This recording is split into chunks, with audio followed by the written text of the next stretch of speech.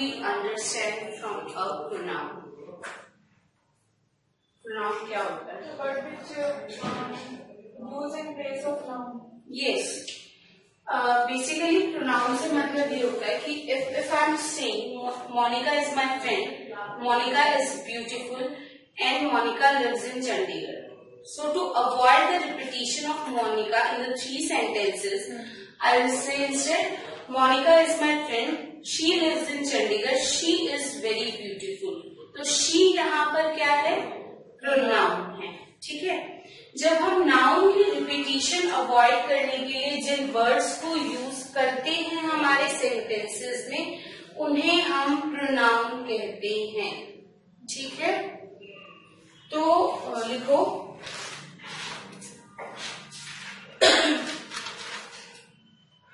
in order to avoid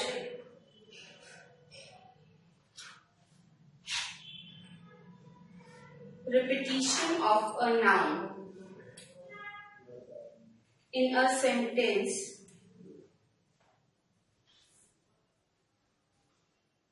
pronoun is used.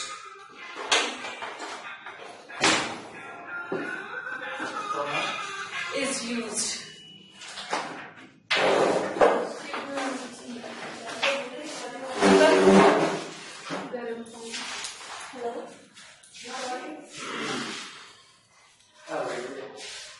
ठीक है. A pronoun is used.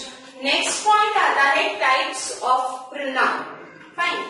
तो उसमें सबसे पहले आता है पर्सनल प्रोनाउन. पर्सनल प्रोनाउन से हमारा मतलब होता है जो हम 3 लोगों के लिए यूज करें. In English language we consider 3 types of person. First person who is speaking, जो बोल रहा है. Second person to whom he is speaking, जिससे वो बात कर, जो उसकी बात सुन रहा है. थर्ड पर्सन जिसके बारे में हम बात कर रहे हैं. ठीक है. तो पर्सनल प्रोनाउन में बेसिकली हमारे जो कवर करते हैं, इन तीनों लोगों को कवर करते हैं. For example he, she, it, they किसमें आगे? थर्ड पर्सन की कैटेगरी में आगे. आई, वी, अस, मी किसमें आगे? फर्स्ट पर्सन की कैटेगरी में आगे. यू किसमें आ गया? सेकेंड पर्सन की कैटेगरी में आ गया. सी, आई और वी क्या होता है? सब्जेक्टिव फॉर्म होता है. और मी और अस क्या होता है? ऑब्जेक्टिव फॉर्म होता है. फाइन. और ऐसे ही, शी क्या होता है? सब्जेक्टिव फॉर्म होता है. और हिज, हर क्या होता है? ऑब्जेक्टिव फॉर्म होता है. और यू का सब्जेक्ट भी यू होता है और ऑब्जेक्ट भी यू होता है. तो पर्सनल प्रोनाउन कौन से होते हैं? जो इन तीनों लोगों को कवर करते हैं. फाइन. लिखिए ये बात.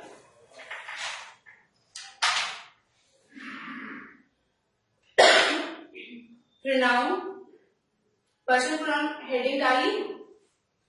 Pronoun that stands for the 3 persons are known as personal pronouns.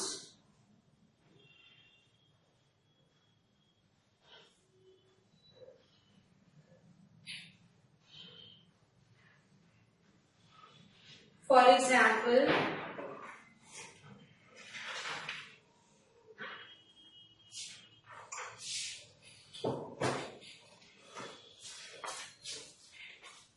इसमें एक टेबल बना दो. ठीक है. एग्जाम्पल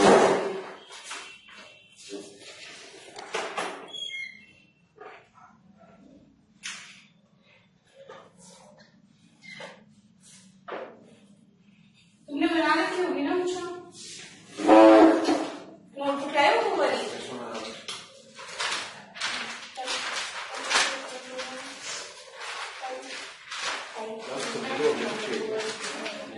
हाँ हाँ हाँ, ये मैं यही देखी थी कि मैंने ये बनवाई थी. हाँ, एक और भी है इसमें.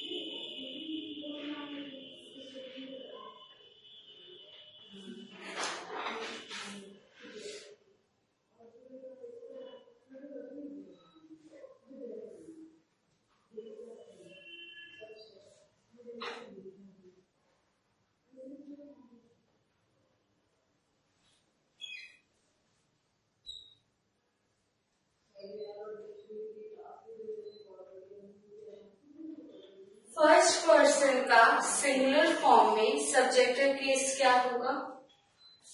आई. सी, subject is the one who is a doer or performer in the whole sentence. Fine. तो अगर मैं कोई भी बात बोल रही हूँ तो मैं ऐसे ही बोलूंगी ना, I am speaking, I am dancing. मैं ये तो नहीं बोलूंगी मी स्पीकिंग या मी डांसिंग. तो क्या होता है?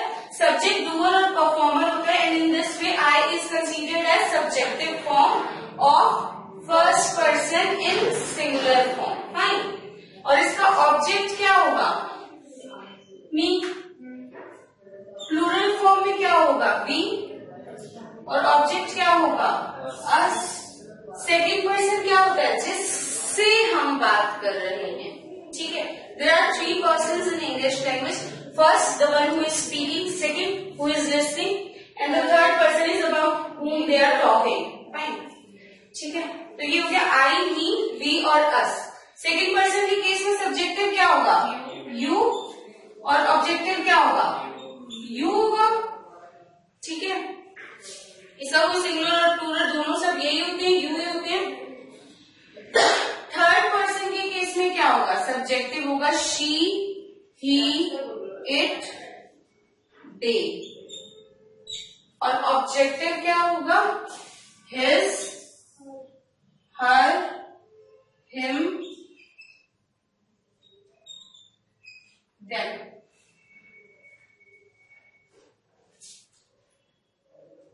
ठीक है. और इट का तो क्या होता है? इट का ऑब्जेक्टिव भी क्या होता है? इट ही होता है.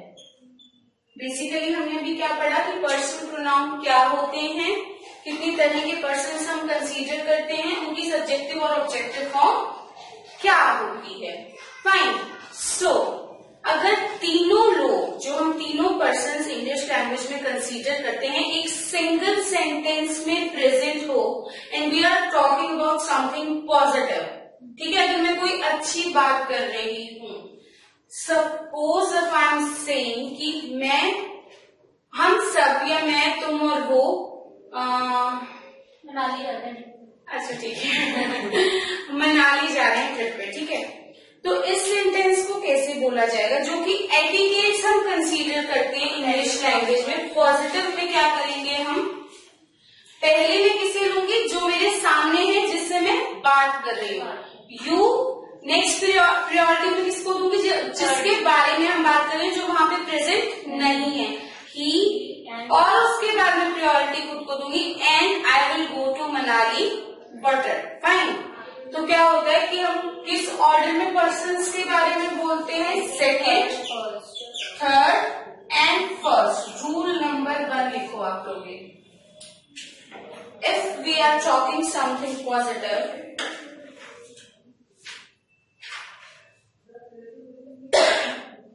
then and if all the three persons come in a single sentence,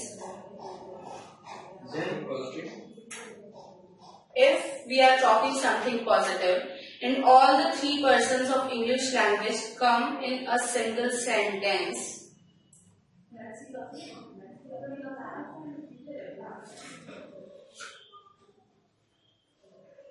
our order should be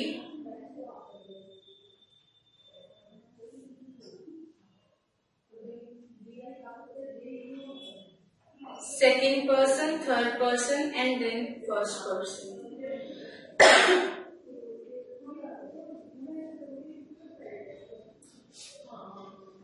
बेशक ब्रैकेट में याद रखने के लिए ये लिख लेना कि सेकंड कौन होता है, फर्स्ट कौन होता है और थर्ड कौन होता है.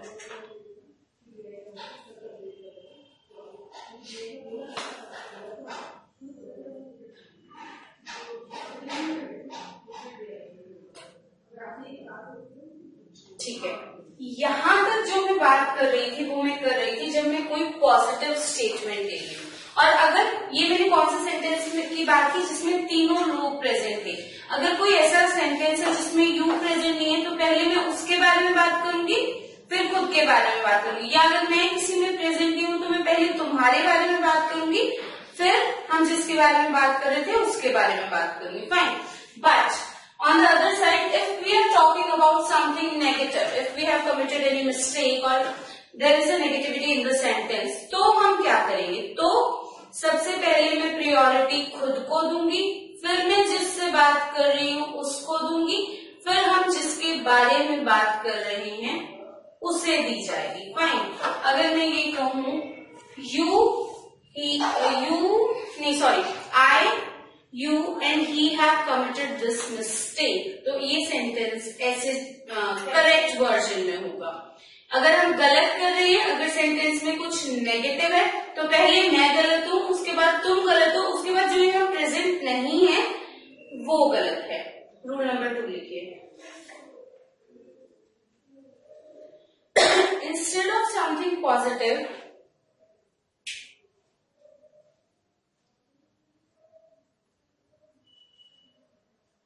if we are talking about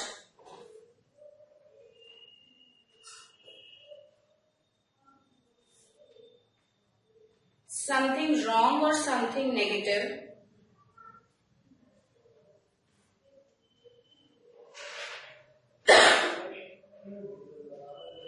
then the order of person used in a single sentence is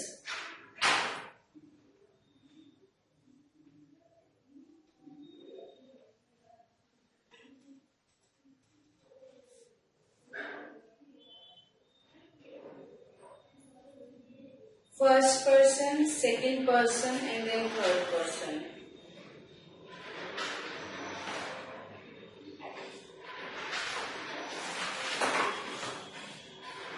Example लिखो. I, you, and he.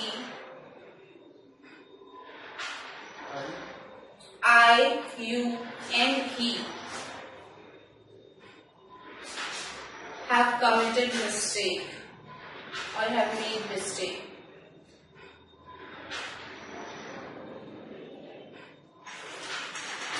See, अगर अंत में किसकी बात कर रही थी? सिर्फ सिंगुलर पर्सन्स की बात कर रही थी. फाइन.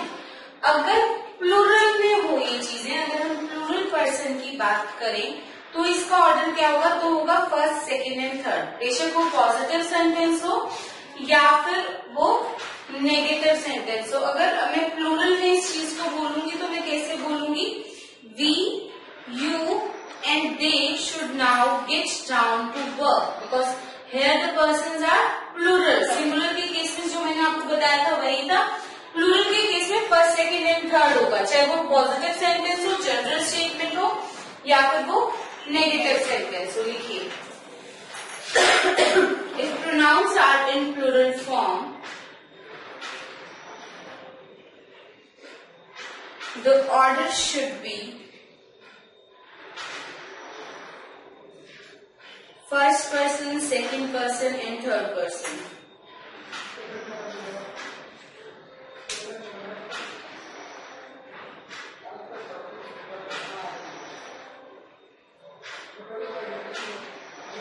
ठीक है. और इसका एग्जाम्पल लिखिए. वी,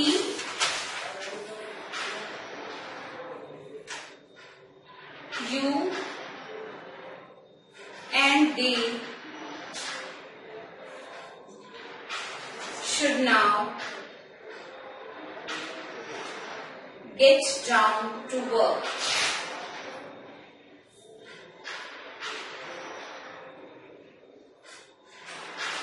ठीक है.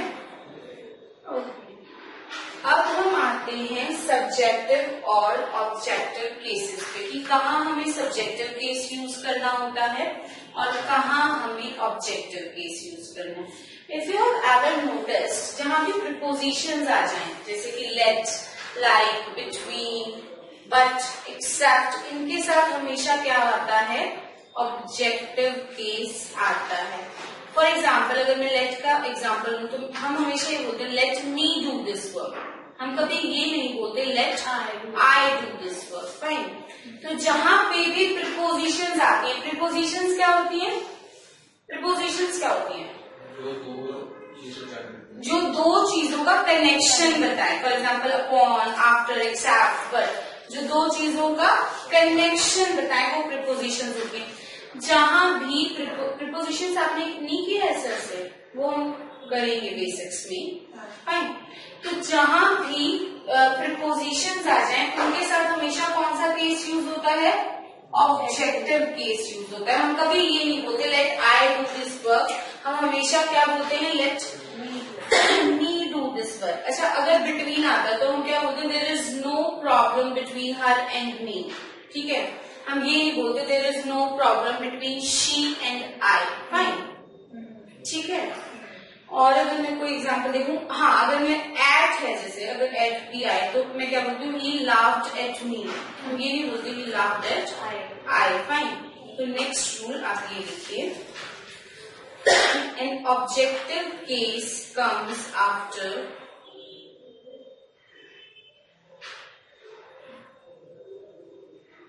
let, like,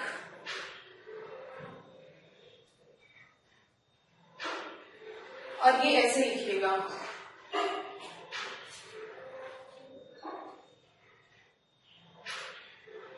बिटवीन और एंड, मतलब ये कनेक्टेड है। पहले कुछ बिटवीन होगा, फिर कोई नाउन या वो होगा, प्रोनाउन होगा, और फिर एंड होगा।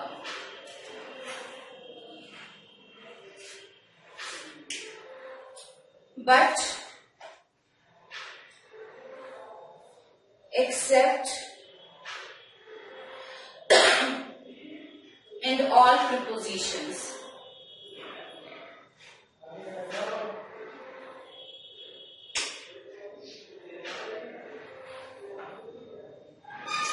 एग्जाम्पल लिखो इसका, late me do this work.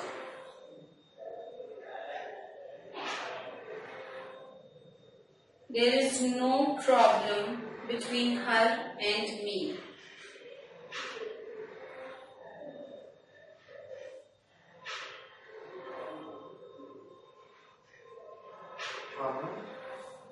Sorry? There is no problem between her and me. He laughed at me.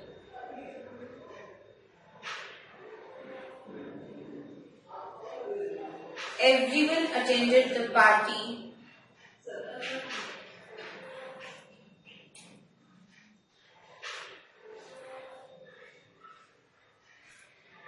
except me.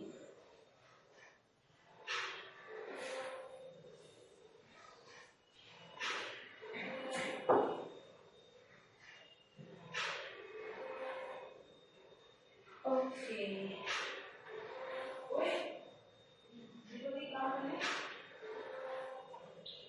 अब आते हैं हम इस बात पे कि अगर हम कंपैरिजन कर रहे हो तो जब हम दो लोगों का कंपैरिजन करते हैं या दो प्रोनाउंस का कंपैरिजन करते हैं तो सब्जेक्टिव फॉर्म का कंपैरिजन सब्जेक्टिव फॉर्म के साथ होता है हमेशा, ठीक है। और ऑब्जेक्टिव फॉर्म का कंपैरिजन हमेशा ऑब्जेक्टिव फॉर्म के साथ होता है। For example, if I am saying I run as fast as him, अगर मैं him बोलूं तो ये I क्या है? सब्जेक्टिव केस है, और him क्या है? ऑब्जेक्टिव केस है। तो ये क्या होगा? गलत होगा। मुझे क्या बोलना होगा? I run as fast as he। इस साइड की चीजें इस साइड से कंपेयर होंगी, इस साइड की चीजें इस साइड से कंपेयर होंगी। सब्जेक्ट सब्जेक्ट से कंपेयर होगा, ऑब्जेक्ट ऑब्जेक्ट से कंपेयर होगा। ये किस चीज के लिए रूल है? सिर्फ जहां पे हम कंपैरिजन करें। अगर मैं नॉर्मल सेंटेंस बोलती हूँ तो आई मेट हिम, ठीक है, उसमें क्या होता है? उसमें कोई प्रॉब्लम नहीं, उसमें सब्जेक्ट भी आ सकता है और उसमें ऑब्जेक्ट भी आ सकता है। जो एक नॉर्मल सेंटेंस की फॉर्म होती है वो तो यही होती है ना, subject plus verb plus object. पर यहाँ हम नॉर्मल सेंटेंस कंसीडर नहीं कर रहे हैं, हम क्या कर रहे हैं? हम कंपैरिजन कर रहे हैं। And when we are comparing them तो मैं सब्जेक्ट को सब्जेक्ट से कंपेयर करूंगी और ऑब्जेक्ट को ऑब्जेक्ट से कंपेयर करूंगी, फाइन।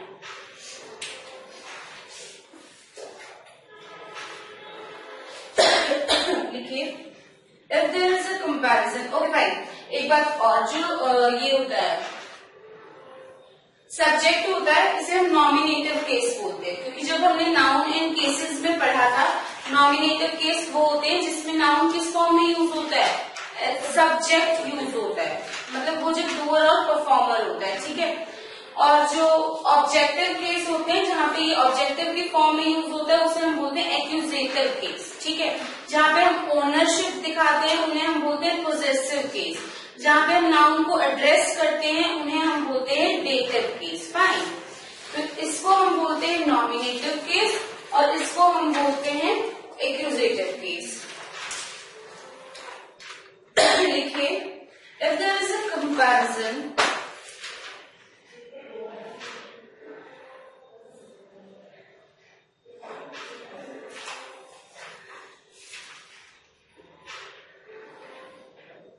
between the pronouns